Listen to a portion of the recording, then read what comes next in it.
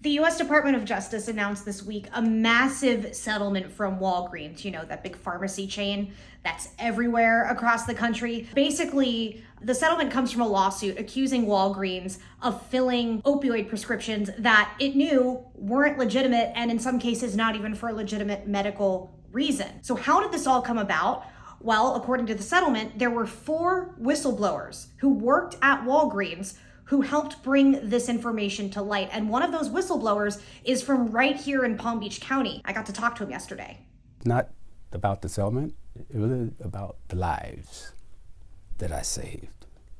Dr. Elmer Mosley is a PharmD. He's had this roughly 50-year career with Walgreens. He told me he started there right out of college in Chicago as an intern and worked his way all the way up to pharmacy manager. And he told me in about 2013 is when he noticed some things weren't looking right to him. He said that he was getting prescription requests from all over the country, even though he was working in a local store in Chicago, and that he was getting these requests repeatedly for hundreds of pills at a time. You take it home with you. It's your kit. And sometimes you can't sleep. That you know that 240 I just filled were way too many.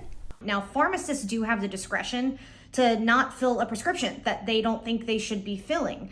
But according to Mosley, he said he was actually reprimanded for declining to fill these prescriptions, and he ended up eventually resigning because he just was losing sleep over filling these prescriptions he knew could be harmful to people in untold numbers all over the country as we battled an opioid epidemic. So where do we go from here? Walgreens owes the federal government about $300 million, plus another possible $50 million baked in contingencies and interest on that massive payment. I should note that Walgreens to this day denies all of the allegations, says they stand firm in their fight against the opioid crisis, but nonetheless, they are going to have to pay this money to the federal government. Much of that is going to go to government-funded insurance programs like Medicare, Medicaid, and TRICARE, because those are the insurance companies that had to pay claims on a lot of these prescriptions that the government took interest in here.